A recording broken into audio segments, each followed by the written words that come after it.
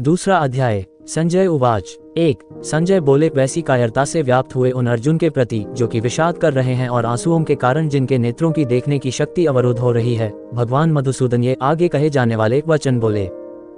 2। श्री भगवान बोले, हे अर्जुन, इस विषम अवसर पर तुम्हें ये कायरता कहाँ से प्राप्त हुई जिसका कि श्रेष्ठ पुरुष सेवन नहीं करते, जो स्वर्ग को देने वाली नहीं है और कीर्ति करने वाली भी नहीं है।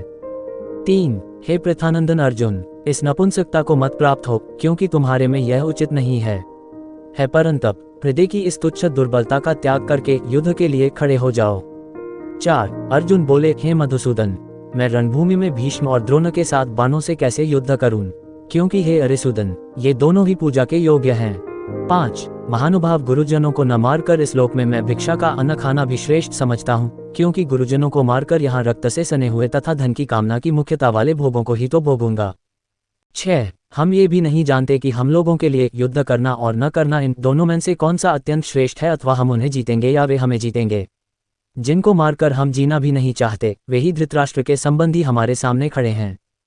7। कायरता रूप दोष से तिरस्कृत स्वभाव वाला और धर्म के विषय में मोहित अंतःकरण वाला मैं आपसे पूछता हूँ कि जो निश्चित कल्याण करने वाली हो वह बात मेरे लिए कहिए। मैं आपका शिष्य हूँ, आपके शरण हुए मुझे शिक्षा दीजिए। व्याख्या। प्रत्येक मनुष्य वास्तव में साधक है। कारण कि 84 लाख योनियों में भटकते हुए जीव को भगवान यह मनुष्य शरीर केवल अपना कल्याण करने के लिए ही प्रदान करते हैं। इसलिए किसी भी मनुष्य को अपने कल्याण से निराश नहीं होना चाहिए। मनुष्य मात्र को परमात्मा प्राप्ति का जन्मसिद्ध अधिकार है। साधक होने के नाते मनुष्य मात्र अपने साध्य को प्राप्त करने में स्वतंत्र, समर्थ, योग्य और अधिकारी है। सबसे पहले इस बात की आवश्यकता है कि मनुष्य अपने उद्देश्य को पहचानकर दृढ़तापूर्वक ये स्वीकार कर ले कि मैं संसारी नहीं हूँ, प्रत्युत साधक हूँ। मैं स्त्री हूँ, मैं पुरुष हूँ, मैं ब्राह्मण हूँ, मैं क्षत्रिय हूँ, मैं वैश्य हूँ, मैं शूद्र हूँ, मैं ब्रह्मचारी हूँ, मैं गृहस्थ हूँ, मैं वानप्रस्थ हूँ, मैं सन्यासी हूँ आदि मान्यताएं केवल सांसारिक व्यवहार मर्यादा के लिए तो ठीक हैं, पर परमात्मा प्राप्ति में ये बाधक हैं। ये मान्यताएं शरीर को लेकर हैं। परमात्मा प्राप्ति शरीर को नहीं होती, प्रत्युत स्वयं साधक को होती है। साधक स्वयं अशरीरी ही होता है। अर्जुन ने अपने वास्तविक उद्देश्य को पहचान लिया है कि मुझे अपना कल्याण करना है। इसलिए वे युद्ध करने अथवा न करने की बात न पूछकर अपने कल्याण का निश्चित उपाय पूछते हैं। 8। कारण कि पृथ्वी पर धन धान्य समृद्ध और शत्रुरहित राज्य तथा स्वर्ग में देवताओं का आधिपत्य मिल जाए तो भी इंद्रियों को सुखाने वाला मेरा जो शोक है वह दूर हो जाए, ऐसा मैं नहीं देखता हूँ। 9। संजय बोले, हे शत्रुतापन धृतराष्ट्र, ऐसा कहकर निद्रा को जीतने वाले अर्जुन अंतर्यामी भगवान गोविंद से मैं युद्ध नहीं करूंगा ऐसा साफ साफ कहकर चुप हो गए। 10। हे भरतवंशोद्भव धृतराष्ट्र, दोनों सेनाओं के मध्य भाग में विषाद करते हुए उस अर्जुन के प्रति हंसते हुए से भगवान ऋषिकेश ये आगे कहे जाने वाले वचन बोले। 11। श्री भगवान बोले, तुमने शोक न करने योग्य का शोक किया है और पंडिताई की बातें कह रहे हो, परंतु जिनके प्राण चले गए हैं उनके लिए और जिनके प्राण नहीं गए हैं उनके लिए पंडित लोग शोक नहीं करते। व्याख्या। इस श्लोक से भगवान शरीर और शरीरिक स्वयं के विवेक का उपदेश आरंभ करते हैं, जो प्रत्येक मार्ग के साधक के लिए अत्यंत आवश्यक है। शरीर सदा मृत्यु में रहता है और शरीरी सदा अमृता में रहता है, इसलिए दोनों के लिए ही शोक करने का कोई औचित्य नहीं है। यह संपूर्ण उपदेश का सार है। यहाँ एक बात विशेष ध्यान देने की है कि भगवान ने इस प्रकरण में चिन्मय सत्तारूप अपने अंश आत्मा को ही सामान्य लोगों को समझाने की दृष्टि से शरीरी तथा देही नामों से कहा है।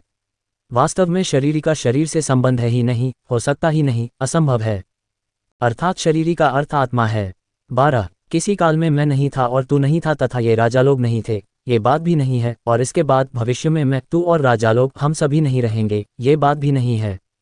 व्याख्या। मनुष्य मात्र को मैं हूँ इस रूप में अपनी एक सत्ता का अनुभव होता है। इस सत्ता में मैं मिला हुआ होने से ही हूँ के रूप में अपनी अलग एक देशीय सत्ता अनुभव में आती है। यदि हम न रहे तो है के रूप में एक सर्वदेशीय सत्ता ही अनुभव में आएगी। वह सर्वदेशीय सत्ता ही प्राणिमात्र का वास्तविक स्वरूप है। उस सत्ता में जड़ता का मिश्रण नहीं है, अर्थात उसमें मैं, तू, ये और वह, ये चारों ही नहीं है। सार बात यह है कि एक चिन्मय सत्ता मात्र के सिवाय कुछ नहीं है। 13। देहधारी के इस मनुष्य शरीर में जैसे बालकपन, जवानी और वृद्धावस्था होती है, ऐसे ही दूसरे शरीर की प्राप्ति होती है। उस विषय में धीर मनुष्य मोहित नहीं होता। व्याख्या। जीव स्वयं तो निरंतर अमृतत्व में ही रहता है, पर शरीर निरंतर मृत्यु में जा रहा है। जीव के गर्भ में आते ही मृत्यु का ये क्रम आरंभ हो जाता है। गर्भावस्था मरती है तो बाल्यावस्था आती है, बाल्यावस्था मरती है तो युवावस्था आती है, युवावस्था मरती है तो वृद्धावस्था आती है, वृद्धावस्था मरती है तो देहांतर अवस्था आती है, अर्थात दूसरे जन्म की प्राप्ति होती है। इस प्रकार शरीर की अवस्थाएं बदलती हैं, पर उसमें रहने वाला शरीरी ज्यों का त्यों रहता है। कारण यह है कि शरीर और शरीरिक दोनों के विभाग ही अलग अलग हैं। अतः साधक अपने को कभी शरीर न माने। बंधन मुक्ति स्वयं की होती है, शरीर की नहीं। 14 हे कुंती नंदन, इंद्रियों के विषय जड़ पदार्थ तो शीत अनुकूलता और उष्ण प्रतिकूलता के द्वारा सुख और दुख देने वाले हैं तथा आने जाने वाले और अनित्य हैं। हे भरतवंशोद्भव अर्जुन, उनको तुम सहन करो। व्याख्या: संसार की समस्त परिस्थितियां आने जाने वाली, मिलने बिछुड़ने वाली हैं। मनुष्य ये चाहता है कि सुखदायी परिस्थिति बनी रहे और दुखदायी परिस्थिति न आए, परंतु सुखदायी परिस्थिति जाती ही है और दुखदायी परिस्थिति आती ही है। ये प्राकृतिक नियम है अथवा प्रभु का मंगलमय विधान है। अतः साधक को प्रत्येक परिस्थिति प्रसन्नतापूर्वक स्वीकार करनी चाहिए। निरंतर परिवर्तनशील वस्तुओं में स्थिरता देखना भूल है। इस भूल से ही ममता और कामना की उत्पत्ति होती है। देखने में वस्तु मुख्य दिखती है, क्रिया गौण, पर वास्तव में क्रिया ही क्रिया है, वस्तु है ही नहीं। 15 कारण की हे पुरुषों में श्रेष्ठ अर्जुन, सुख दुख में सम रहने वाले जिस बुद्धिमान मनुष्य को ये मात्रा स्पर्श पदार्थ विचलित सुखी दुखी नहीं करते, वह अमर होने में समर्थ हो जाता है, अर्थात वह अमर हो जाता है। व्याख्या: मिले हुए और बिछुड़ने वाले शरीर को मैं, मेरा तथा मेरे लिए मानना मनुष्य की मूल भूल है। ये भूल स्वतः स्वाभाविक नहीं है, प्रत्युत मनुष्य के द्वारा रची हुई कृत्रिम है। अपने विवेक को महत्व न देने से ही यह भूल उत्पन्न होती है। इस एक भूल से फिर अनेक तरह की भूलें उत्पन्न होती हैं। इसलिए इस भूल को मिटाना बहुत आवश्यक है और इसको मिटाने की जिम्मेवारी मनुष्य पर ही है। इसको मिटाने के लिए भगवान ने मनुष्य को विवेक प्रदान किया है। जब साधक अपने विवेक को महत्व देकर इस भूल को मिटा देता है, तब वह निर्मम निरहंकार हो जाता है। निर्मम निरहंकार होते ही साधक में समता आ जाती है। नासतो विद्यते भावो नाभावो विद्यते सतः उभयोपि दृष्टोन्तस्त्वनयोस्तत्वदर्शिभिः। 16 असत का तो भाव सत्ता विद्यमान नहीं है और सत का अभाव विद्यमान नहीं है। तत्वदर्शी महापुरुषों ने इन दोनों का ही तत्व देखा अर्थात अनुभव किया है। व्याख्या: दो विभाग हैं, चेतन विभाग और जड़ विभाग। परमात्मा तथा संपूर्ण जीव चेतन विभाग में हैं और संसार शरीर जड़ विभाग में हैं। जड़ और चेतन दोनों का स्वभाव परस्पर विरुद्ध है। ये नियम है कि परस्पर विरुद्ध विश्वास एक साथ नहीं रह सकते। इसलिए है पर विश्वास होते ही नहीं का विश्वास निर्जीव हो जाता है और नहीं से विश्वास उठते ही है का विश्वास सजीव हो जाता है। सच्चा साधक एक है, सत तत्व के सिवाय अन्य असत की सत्ता स्वीकार ही नहीं करता। अन्य की सत्ता स्वीकार न करने पर साधक में स्वतः है की स्मृति जागृत हो जाती है की स्मृति से साधक की साध्य के साथ अभिन्नता हो जाती है। कोई मनुष्य नहीं को कितनी ही दृढ़ता से स्वीकार करे, उसकी निवृत्ति होती ही है, प्राप्ति होती ही नहीं। परंतु है को कितना ही अस्वीकार करे, उसकी प्राप्ति ही होती है। उसकी विस्मृति तो हो सकती है पर निवृत्ति होती ही नहीं। अतः एक सत्ता मात्र है के सिवाय कुछ नहीं है, ये सार बात है जिसका महापुरुषों ने अनुभव किया है। संसार में अभाव ही मुख्य है, इसके भाव में भी अभाव है, अभाव में भी अभाव है, परंतु परमात्मा में भाव ही मुख्य है। उनके अभाव में भी भाव है, भाव में भी भाव है। संसार दिखे या न दिखे, मिले या न मिले, उसका वियोग ही मुख्य है। परमात्मा दिखे या न दिखे, मिले या न मिले, उनका योग ही मुख्य है। संसार का नित्य वियोग है, परमात्मा का नित्य योग है। सरल भाषा में कही जाए तो इस विश्व में दो ही विभाग है, जड़ और चेतन। जड़ वस्तु हर समय बदलती रहती है, वो अस्थायी है। चेतन वस्तु नित्य है, सदा स्थिर रहती है। इसलिए इस अस्थायी संसार से आसक्ति होने से दुख निश्चित है। इसलिए जड़ संसार की परिवर्तनशीलता को समझकर चेतन आत्मा से स्थित होना चाहिए। 17 अविनाशी तो उसको जान जिससे ये संपूर्ण संसार व्याप्त है। इस अविनाशी का विनाश कोई भी नहीं कर सकता। व्याख्या: जिस सत तत्व का अभाव विद्यमान नहीं है, वही अविनाशी तत्व है जिससे संपूर्ण संसार व्याप्त है। अविनाशी होने के कारण तथा संपूर्ण जगत में व्याप्त होने के कारण उसका कभी कोई नाश कर सकता ही नहीं। नाश उसी का होता है जो नाशवान तथा एक देश में स्थित हो। 18 अविनाशी जानने में न आने वाले और नित्य रहने वाले इस शरीर के ये देह अंत वाले कहे गए हैं। इसलिए हे अर्जुन, तुम युद्ध करो। व्याख्या: पूर्व श्लोक में शरीर को अविनाशी बताकर अब भगवान ये कहते हैं कि मात्र शरीर नाशवान है, मरने वाले हैं। तात्पर्य है कि मिला हुआ तथा बिछुड़ने वाला शरीर हमारा स्वरूप नहीं है।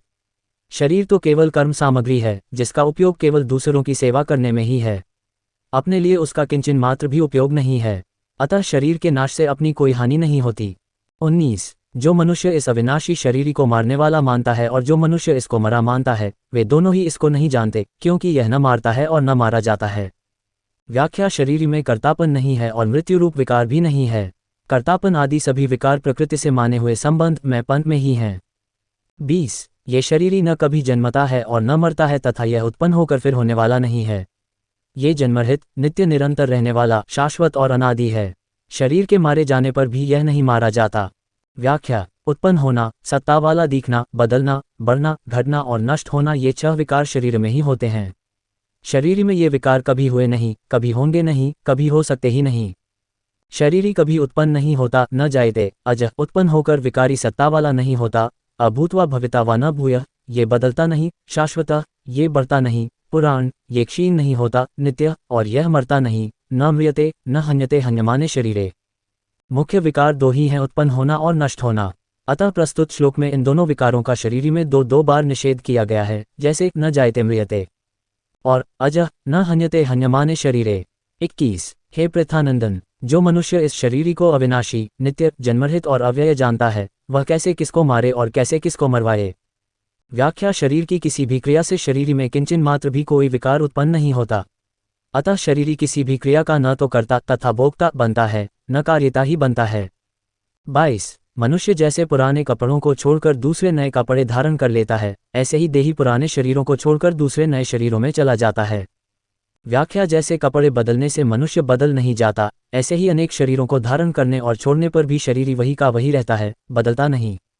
तात्पर्य है कि शरीर के परिवर्तन तथा नाश से स्वयं का परिवर्तन तथा नाश नहीं होता। ये सबका अनुभव है कि हम रहते हैं, बचपन आता और चला जाता है। हम रहते हैं, जवानी आती और चली जाती है। हम रहते हैं, बुढ़ापा आता और चला जाता है। वास्तव में न बचपन है, न जवानी है, न बुढ़ापा है, न मृत्यु है, प्रत्युत केवल हमारी सत्ता ही है। 23। शस्त्र इस शरीर को काट नहीं सकते, अग्नि इसको जला नहीं सकती, जल इसको गीला नहीं कर सकता और वायु इसको सुखा नहीं सकती। व्याख्या: पृथ्वी, जल, तेज, वायु, आकाश, मन, बुद्धि तथा अहंकार अपरा प्रकृति जड़ विभाग है और स्वरूप परा प्रकृति चेतन विभाग है। अपरा प्रकृति परा प्रकृति तक पहुंच ही नहीं सकती। जड़ पदार्थ चेतन तत्व तक कैसे पहुंच सकता है? अंधकार सूर्य तक कैसे पहुंच सकता है? इसलिए जड़ वस्तु चेतन शरीर में किंचिन मात्र कोई विकार उत्पन्न नहीं कर सकती। 24। ये शरीर काटा नहीं जा सकता, ये जलाया नहीं जा सकता, ये गीला नहीं किया जा सकता और यह सुखाया भी नहीं जा सकता, कारण कि यह नित्य रहने वाला, सब में परिपूर्ण, अचल, स्थिर स्वभाव वाला और अनादि है। व्याख्या: जड़ वस्तु शरीर में कोई भी विकार उत्पन्न नहीं कर सकती, क्योंकि शरीरी स्वतः स्वाभाविक निर्विकार है। निर्विकारता इसका स्वरूप है। शरीरी सर्वगत है, शरीरगत नहीं। जो 84 लाख योनियों से होकर आया, वह शरीरगत कैसे हो सकता है? जो सर्वगत है, वह शरीरगत एकदेशीय नहीं हो सकता और जो शरीरगत है, वह सर्वगत नहीं हो सकता। 25। ये देही प्रत्यक्ष नहीं दिखता, ये चिंतन का विषय नहीं है और यह निर्विकार कहा जाता है। अतः इस देही को ऐसा जानकर शोक नहीं करना चाहिए। व्याख्या: साधक का स्वरूप अव्यक्त है, परंतु शरीर रूप से वह अपने को व्यक्त मानता है, ये साधक की मूल भूल है। इस भूल का प्रायश्चित करने के लिए 3 बातें हैं। 1. साधक अपनी भूल को स्वीकार करे कि अपने को शरीर मानकर मैंने भूल की। 2. साधक अपनी भूल का पश्चाताप करे कि साधक होकर मैंने ऐसी भूल की। और 3. साधक ये निश्चय करे कि अब आगे मैं कभी ऐसी भूल नहीं करूंगा। शारीरिक सत्तत्व का अनुभव तो किया जा सकता है, पर वर्णन नहीं किया जा सकता। उसका जो भी वर्णन या चिंतन किया जाता है, वह वास्तव में प्रकृति का ही होता है। एक बार शरीर का अनुभव होने पर फिर मनुष्य सदा के लिए शोकरहित हो जाता है। 26. हे महाबाहो, अगर तुम इस देह को नित्य पैदा होने वाला अथवा नित्य मरने वाला भी मानो, तो भी तुम्हें इस प्रकार शोक नहीं करना चाहिए। 27. कारण की पैदा हुए की जरूर मृत्यु होगी और मरे हुए का जरूर जन्म होगा। अतः इस जन्म मरण रूप परिवर्तन के प्रवाह का निवारण नहीं हो सकता। अतः इस विषय में तुम्हें शोक नहीं करना चाहिए। व्याख्या: जो मिला है और बिछुड़ने वाला है, उस पर किसी का स्वतंत्र अधिकार नहीं चलता। कारण की मिली हुई और बिछुड़ने वाली वस्तु अपनी और अपने लिए नहीं होती, प्रत्युत संसार की और संसार के लिए ही होती है। उसका उपयोग केवल संसार की सेवा के लिए ही हो सकता है, अपने लिए नहीं। 28. हे भारत, सभी प्राणी जन्म से पहले अप्रकट थे और मरने के बाद अप्रकट हो जाएंगे, केवल बीच में ही प्रकट दिखते हैं। अतः इसमें शोक करने की बात ही क्या है? व्याख्या: शरीर स्वयं अविनाशी है, शरीर विनाशी है। स्थूल दृष्टि से केवल शरीरों को ही देखें तो वे जन्म से पहले भी हमारे साथ नहीं थे और मरने के बाद भी वे हमारे साथ नहीं रहेंगे। वर्तमान में वे हमारे साथ मिले हुए से दिखते हैं, पर वास्तव में हमारा उनसे प्रतिक्षण वियोग हो रहा है। इस तरह मिले हुए और बिछुड़ने वाले प्राणियों के लिए शोक करने से क्या लाभ? 29. कोई इस शरीर को आश्चर्य की तरह देखता अनुभव करता है और वैसे ही दूसरा कोई इसका आश्चर्य की तरह वर्णन करता है तथा अन्य कोई इसको आश्चर्य की तरह सुनता है और इसको सुनकर भी कोई नहीं जानता, अर्थात ये दुर्विज्ञेय है। व्याख्या: ये शरीर ही इतना विलक्षण है कि इसका अनुभव भी आश्चर्यजनक होता है, वर्णन भी आश्चर्यजनक होता है और इसका वर्णन सुनना भी आश्चर्यजनक होता है। परंतु शरीर का अनुभव सुनने मात्र से अर्थात अभ्यास से नहीं होता, प्रत्युत स्वीकार करने से होता है। इसका उपाय है चुप होना, शांत होना, कुछ न करना। देहि नित्यम वध्योयम देहे सर्वस्य भारत, तस्मात् सर्वाणि भूतानि न त्वं शोचितुमर्हसि। 30। हे भरतवंशोद्भव अर्जुन, सबके देह में ये देही नित्य ही अवध्य है, इसलिए संपूर्ण प्राणियों के लिए अर्थात किसी भी प्राणी के लिए तुम्हें शोक नहीं करना चाहिए। व्याख्या। प्राणिमात्र परमात्मा का अंश है, ममैवांशु जीवलोके, ईश्वर अंश जीव अविनाशी। परमात्मा का अंश होने के नाते इसका कभी नाश हुआ ही नहीं, कभी नाश होगा ही नहीं, कभी नाश हो सकता ही नहीं। अविनाशित्व, ज्ञान और आनंद शरीर के गुण नहीं हैं, प्रत्युत स्वरूप हैं। शरीर केवल कर्म करने का तथा उसका फल भोगने का उपकरण है। अतः शरीर का संबंध नाशवान संसार के साथ है, क्योंकि यह संसार का ही अंश है। व्याकरण की दृष्टि से देखें तो मतुप, इन्हीं आदि प्रत्यय 6 अर्थों में प्रयुक्त होते हैं। भूम्निंद प्रशंसासु नित्य योगेते शायने संसर्गेस्तिविवक्षाया भवन्ति मतुबादयः। अस्तिविवक्षा में जो मतुप आदि प्रत्यय होते हैं वे सब बहुत्व, निंदा, प्रशंसा, नित्य योग, अतिशय और संसर्ग इन 6 विषयों में ही होते हैं। यहाँ जीवात्मा के लिए निंदा अर्थ में इन्हीं प्रत्यय किया गया है, जिससे देही, शरीरी आदि शब्द बनते हैं। कारण कि जिस चिन्मय एवं अविनाशी सत्ता आत्मा का जड़ एवं नाशवान शरीर या देह से किंचन मात्र भी कोई संबंध ही नहीं, उसे शरीर या देही कहना वास्तव में उसकी निंदा ही है। उदाहरणार्थ, जिस मनुष्य को कोढ़ है उसे कोढ़ी कहना वास्तव में उसकी निंदा है, क्योंकि कोढ़ उसका स्वरूप नहीं है, प्रत्युत आगंतुक दोष है। इसी तरह शरीर उत्पन्न और नष्ट होने वाला है, अंतवंत में देहा, पर आत्मा उत्पन्न और नष्ट होने वाला नहीं है। देही नित्यम वध्योयम न हन्यते हन्यमाने शरीरे। जब शरीर ही नहीं रहेगा तो फिर शरीर ही कैसे रहेगा। कोढ़ी को तो कोढ़ खराब दिखता है, पर जीव को अज्ञानवश शरीर खराब न दिखकर उल्टे बढ़िया दिखता है। तात्पर्य ये हुआ कि भगवान ने कृपापूर्वक अज्ञानी मनुष्यों को समझाने के लिए ही जीवात्मा चेतन तत्व को शरीरी और देही कहा है। वास्तव में जीवात्मा शरीरी अथवा देही नहीं है। 31। और अपने क्षात्र धर्म को देखकर भी तुम्हें विकंपित अर्थात कर्तव्य कर्म से विचलित नहीं होना चाहिए, क्योंकि धर्म में युद्ध से बढ़कर क्षत्रिय के लिए दूसरा कोई कल्याणकारक कर्म नहीं है।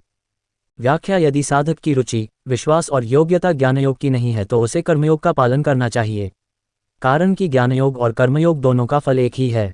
तात्पर्य है कि शरीर शरीरी के विवेक को महत्व देने से जो तत्व मिलता है वही तत्व शरीर द्वारा स्वधर्म कर्तव्य कर्म का पालन करने से भी मिल सकता है। अतः भगवान कर्तव्य कर्म क्षात्र धर्म के पालन का प्रकरण आरंभ करते हैं। 32। अपने आप प्राप्त हुआ युद्ध खुला हुआ स्वर्ग का दरवाजा भी है। हे पृथानंदन, वे क्षत्रिय बड़े सुखी भाग्यशाली हैं जिनको ऐसा युद्ध प्राप्त होता है। 33। अब अगर तू ये धर्म में युद्ध नहीं करेगा तो अपने धर्म और कीर्ति का त्याग करके पाप को प्राप्त होगा। 34। और सब प्राणी भी तेरी सदा रहने वाली अपकीर्ति का कथन अर्थात निंदा करेंगे। वह अपकीर्ति सम्मानित मनुष्य के लिए मृत्यु से भी बढ़कर दुखदायी होती है। 35। तथा महारथी लोग तुझे भय के कारण युद्ध से हटा हुआ मानेंगे। जिनकी धारणा में तू बहुमान्य हो चुका है उनकी दृष्टि में तू लघुता को प्राप्त हो जाएगा। 36। तेरे शत्रु लोग तेरी सामर्थ्य की निंदा करते हुए बहुत से न कहने योग्य वचन भी कहेंगे।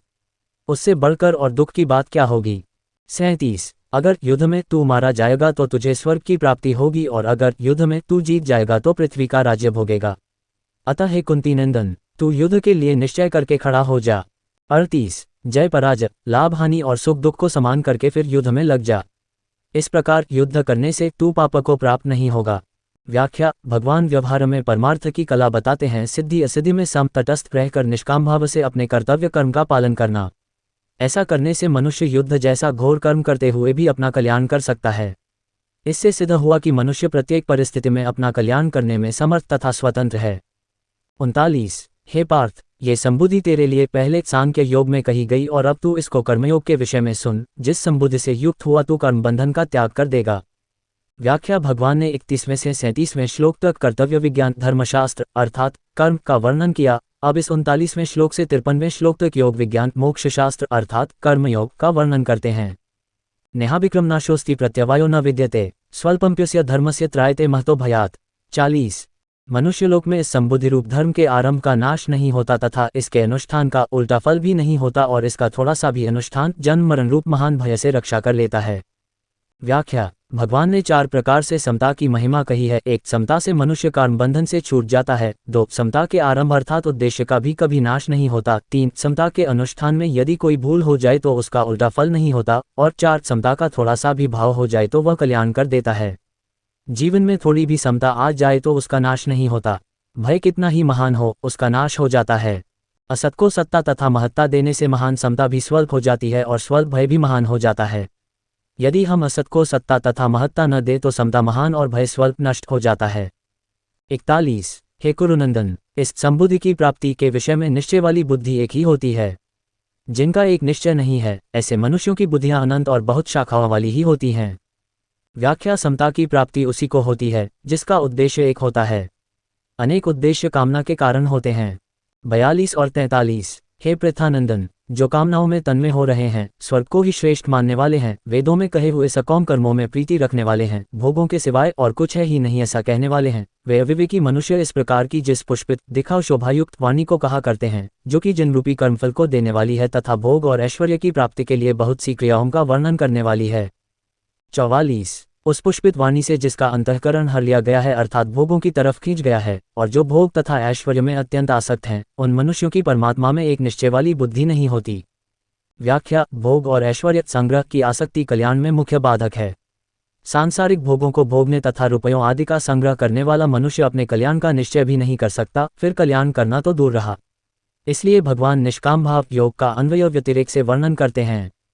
त्रैगुण्य विषया वेदा निस्त्रैगुण्यो भवार्जुन, निर्द्वंद्वो नित्यसत्वस्थो निर्योगक्षेम आत्मान। 45। वे तीनों गुणों के कार्य का ही वर्णन करने वाले हैं। हे अर्जुन, तू तीनों गुणों से रहित हो जा, राग द्वेषादि द्वंद्वों से रहित हो जा, निरंतर नित्य वस्तु परमात्मा में स्थित हो जा, योगक्षेम की चाहना भी मत रख और परमात्मपरायण हो जा। व्याख्या भगवान अर्जुन को आज्ञा देते हैं कि वेदों के जिस अंश में सकाम भाव का वर्णन है, उसका त्याग करके तू निष्काम भाव को ग्रहण कर। निष्काम भाव से तू तीनों गुणों से अतीत जन्म मरण से रहित हो जाएगा। मिलने और बिछुड़ने वाले संसार से संबंध विच्छेद करके तू नित्य रहने वाली चिन्मय सत्ता में अपनी स्वाभाविक स्थिति का अनुभव कर। योग अप्राप्त वस्तु की प्राप्ति और क्षेम प्राप्त वस्तु की रक्षा की कामना का भी त्याग कर दे, क्योंकि कामना मात्र बंधनकारक है। पहले 42वें श्लोक में भगवान ने बताया कि जो मनुष्य वेदवादरता वेदोक्त सकौम कर्मों में रुचि रखने वाले होते हैं, उनकी बुद्धि व्यवसायत्मिका नहीं होती, कारण कि व्यवसायत्मिका बुद्धि के लिए निष्काम होना आवश्यक है। वे तीनों गुणों के कार्य का वर्णन करने वाले हैं, इसलिए भगवान अर्जुन को तीनों गुणों से रहित होने की आज्ञा देते हैं। निस्त्रैगुण्यो भवार्जुन, वेदोक्त सकौम अनुष्ठानों को करने वाले मनुष्यों को योगक्षेम की प्राप्ति नहीं होती और वे संसार चक्र में पड़े रहते हैं। एवं त्रिधर्मनुप्रपन्ना गतागतम कामकामा लभन्ते। संसार चक्र में पड़ने का कारण वेद नहीं है, प्रत्युत कामना है। भगवतप्रायण साधक को भोग व संग्रह को कामना तो दूर रही, योगक्षेम की भी कामना नहीं करनी चाहिए। इसलिए भगवान अर्जुन से कहते हैं कि तू मेरे परायण होकर योगक्षेम की भी कामना का त्याग कर दे, अर्थात सांसारिक अथवा पारमार्थिक कोई भी कामना न रखकर सर्वथा निष्काम हो जा। भगवान के समान दयालु कोई नहीं है। वे कहते हैं कि भक्तों का योगक्षेम मैं स्वयं वहन करता हूँ, योगक्षेम वहाम्यहम्, मैं उनके साधन की संपूर्ण विघ्न बाधाओं को भी दूर कर देता हूँ। मच्चित्तः सर्वदुर्गाणि मत्प्रसादात्तरिष्यसि, और उनका उद्धार भी कर देता हूँ। तेषाम समुद्धरता। अतः भगवान के भजन में लगे हुए साधक को अपने साधन तथा उद्धार के विषय में कोई चिंता नहीं करनी चाहिए। 46। सब तरफ से परिपूर्ण महान जलाशय के प्राप्त होने पर छोटे गड्ढों में भरे जल में मनुष्य का जितना प्रयोजन रहता है, अर्थात कुछ भी प्रयोजन नहीं रहता, वेदों और शास्त्रों को तत्व से जानने वाले ब्रह्मज्ञानी का संपूर्ण वेदों में उतना ही प्रयोजन रहता है, अर्थात कुछ भी प्रयोजन नहीं रहता। व्याख्या इस श्लोक में ऐसे महापुरुष का वर्णन हुआ है जिसे परम विश्राम की प्राप्ति हो गई है। परम विश्राम की प्राप्ति होने पर फिर किसी क्रिया तथा पदार्थ की आवश्यकता नहीं रहती, वह पूर्णता को प्राप्त हो जाता है। ऐसे महापुरुष को ब्राह्मण कहने का तात्पर्य है कि जिसने पूर्णता को प्राप्त कर लिया है वही वास्तविक ब्राह्मण है। 47। कर्तव्य कर्म करने में ही तेरा अधिकार है, फलों में कभी नहीं। अतः तू कर्मफल का हेतु भी मत बन और तेरी कर्म न करने में भी आसक्ति न हो। व्याख्या एक कर्म विभाग करना है और एक फल विभाग होना है। करना मनुष्य के अधीन है और होना प्रारब्ध अथवा परमात्मा के अधीन है। प्रारब्ध से अथवा परमात्मा के विधान से मनुष्य को जो कुछ मिला है उसे अपने भोग में न लगाकर दूसरों की सेवा में लगाना मनुष्य का कर्तव्य है। 48। हे धनंजय, तू आसक्ति का त्याग करके सिद्धि असिद्धि में सम होकर योग में स्थित हुआ कर्मों को कर, क्योंकि समत्व ही योग कहा जाता है। व्याख्या एक वस्तु या व्यक्ति में राग होगा तो दूसरी वस्तु या व्यक्ति में द्वेष होना स्वाभाविक है। राग द्वेष के रहते हुए कर्म की सिद्धि असिद्धि में समता का आना असंभव है। राग द्वेष के न रहने पर जो समता आती है उस समता में स्थित रहकर कर्तव्य कर्मों को करना चाहिए। समता को ही योग कहा जाता है। कर्म तो करण सापेक्ष होते हैं पर योग करण निरपेक्ष है। इस समतारूपी योग में स्थित साधक कभी विचलित योग भ्रष्ट नहीं होता। 49। बुद्धियोग समता की अपेक्षा सकाम कर्म दूर से अत्यंत ही निकृष्ट हैं। अतः हे धनंजय, तू बुद्धि समता का आश्रय ले, क्योंकि फल के हेतु बनने वाले अत्यंत दीन हैं। व्याख्या: योग की अपेक्षा कर्म दूर से ही निकृष्ट हैं, उनकी परस्पर तुलना नहीं हो सकती। योग नित्य निरंतर ज्यों का त्यों रहने वाला अविनाशी है और कर्म आदि अंत वाला नाशवान है, फिर उनकी तुलना हो ही कैसे सकती है। इसलिए कर्मों का आश्रय न लेकर योग का ही आश्रय लेना चाहिए। योग की प्राप्ति कर्मों के द्वारा नहीं होती, प्रत्युत कर्म तथा कर्मफल के साथ संबंध विच्छेद होने पर होती है। कर्मों का आश्रय जन्म मरण देने वाला और योग का आश्रय मुक्त करने वाला है। 50. बुद्धि समता से युक्त मनुष्य यहाँ जीवित अवस्था में ही पुण्य और पाप दोनों का त्याग कर देता है। अतः तू योग समता में लग जा, क्योंकि कर्मों में योग ही कुशलता है। व्याख्या: समता में स्थित मनुष्य जल में कमल की भांति संसार में रहते हुए भी पाप पुण्य दोनों से नहीं बनता, अर्थात मुक्त हो जाता है। यही जीवन मुक्ति है।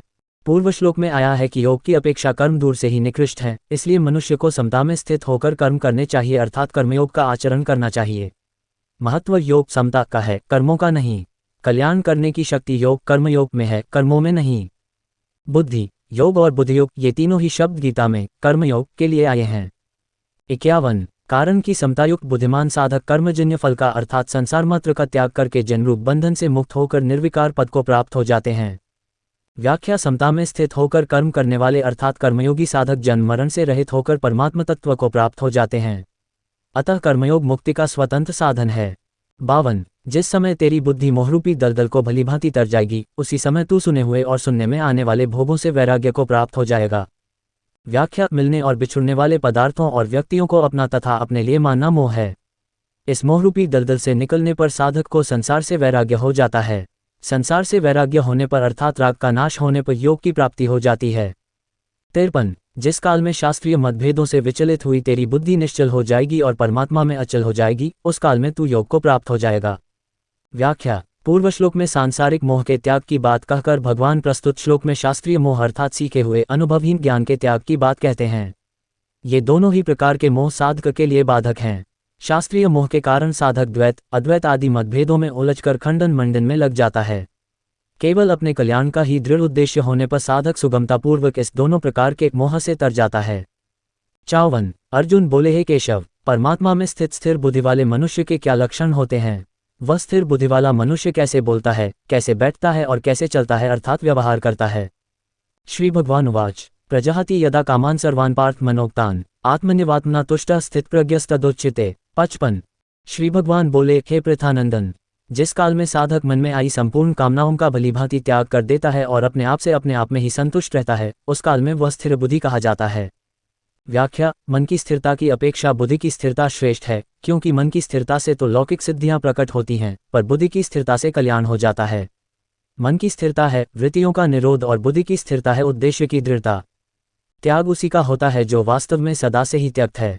कामना स्वयंगत न होकर मनोगत है, परंतु मन के साथ तादात्म्य होने के कारण कामना स्वयं में दिखने लगती है।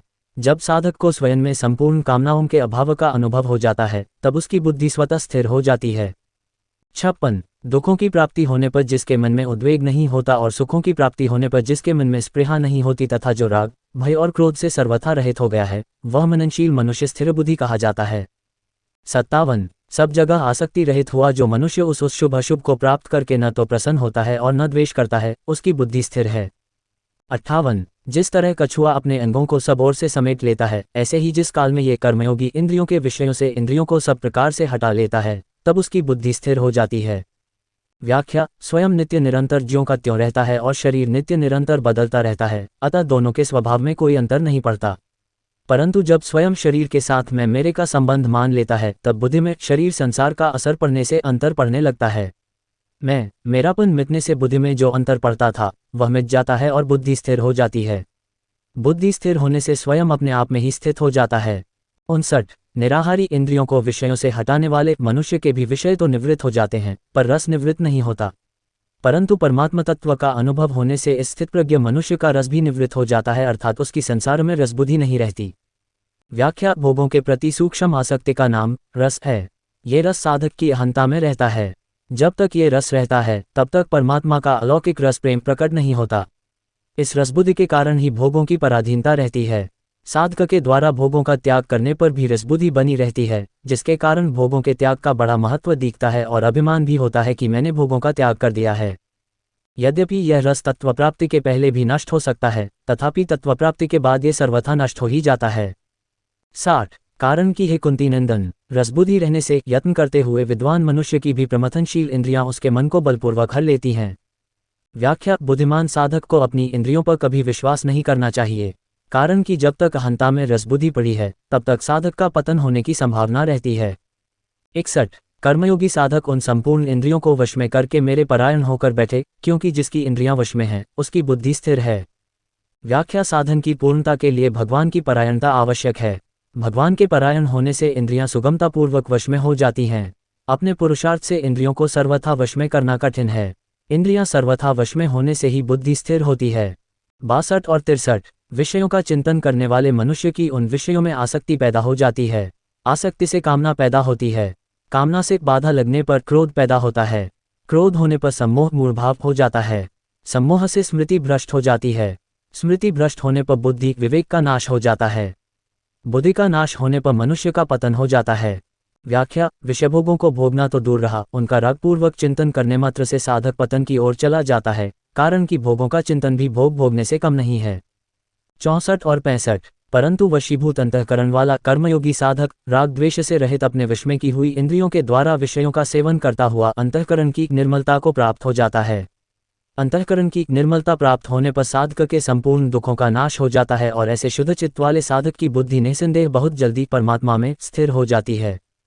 व्याख्या यदि विषयों में राग बुद्धि न हो तो शास्त्र विहित भोगों का सेवन करते हुए भी पतन नहीं होता, प्रत्युत उत्थान ही होता है। 66 जिसके मन इंद्रियां संयमित नहीं है, ऐसे मनुष्य की व्यवसायात्मिका बुद्धि नहीं होती और व्यवसायात्मिका बुद्धि न होने से उस युक्त मनुष्य में निष्काम भाव अथवा कर्तव्यपरायणता का भाव नहीं होता। निष्काम भाव न होने से उसको शांति नहीं मिलती। फिर शांति रहित मनुष्य को सुख कैसे मिल सकता है। व्याख्या कर्मयोग में निष्काम भाव की मुख्यता है। निष्काम भाव के लिए मन और इंद्रियों का संयम तथा एक निश्चय वाली बुद्धि का होना आवश्यक है। अशांति का मूल कारण कामना है। जब तक मनुष्य के भीतर किसी प्रकार की कामना है तब तक उसे शांति नहीं मिल सकती। कामना युक्त चित्त सदा अशांत ही रहता है। 67 कारण कि अपने अपने विषयों में विचरती हुई इंद्रियों में से एक ही इंद्रिय जिस मन को अपना अनुगामी बना लेती है, वह अकेला मन जल में नौका को वायु की तरह इसकी बुद्धि को हर लेता है। व्याख्या जब तक साधक की बुद्धि एक उद्देश्य में दृढ़ नहीं होती तब तक संपूर्ण इंद्रियों का तो कहना ही क्या है, एक ही इंद्रिय मन को हर लेती है और मन बुद्धि को हरकर उसे भोगों में लगा देता है। 68 इसलिए हे महाबाहो, जिस मनुष्य की इंद्रियां इंद्रियों के विषयों से सर्वथा वश में की हुई हैं, उसकी बुद्धि स्थिर है। 69 संपूर्ण प्राणियों की जो रात परमात्मा से विमुक्ता है, उसमें संयमी मनुष्य जागता है और जिसमें सब प्राणी जागते हैं, भोग और संग्रह में लगे रहते हैं, वो तत्व को जानने वाले मुनि की दृष्टि में रात है। व्याख्या अब भगवान सांख्य योग की दृष्टि से कहते हैं, क्योंकि परिणाम में कर्मयोग तथा सांख्य योग एक ही हैं। लोग जिस परमात्मा की तरफ से सोए हुए हैं, वह तत्वज्ञ महापुरुष और सच्चे साधकों की दृष्टि में दिन के प्रकाश के समान है। सांसारिक लोगों का तो पारमार्थिक साधक के साथ विरोध होता है, पर पारमार्थिक साधक का सांसारिक लोगों के साथ विरोध नहीं होता। निज प्रभुमय देखी जगत के ही संकर ही विरोध। सांसारिक लोगों ने तो केवल संसार को ही देखा है, पर पारमार्थिक साधक संसार को भी जानता है और परमात्मा को भी। संसार में रचे पचे लोग सांसारिक वस्तुओं की प्राप्ति में ही अपनी उन्नति मानते हैं, परंतु तत्वज्ञ महापुरुष और सच्चे साधकों की दृष्टि में वह रात के अंधकार की तरह है, उसका किंचन मात्र भी महत्व नहीं है।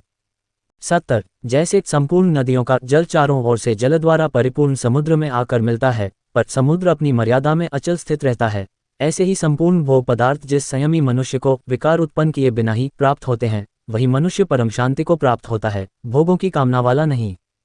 व्याख्या जब मनुष्य सर्वथा निष्काम हो जाता है तब आवश्यक वस्तुएं उसके पास स्वाभाविक आती हैं, वे उसके हृदय में हर्ष आदि कोई विकार उत्पन्न नहीं करती। प्रारब्ध के अनुसार अनुकूल या प्रतिकूल जो भी परिस्थिति प्राप्त होती है, उससे उस तत्वज्ञ महापुरुष के अंतःकरण में किंचन मात्र भी राग द्वेष हर्ष शोक आदि विकार उत्पन्न नहीं होते, वह सर्वथा सम रहता है।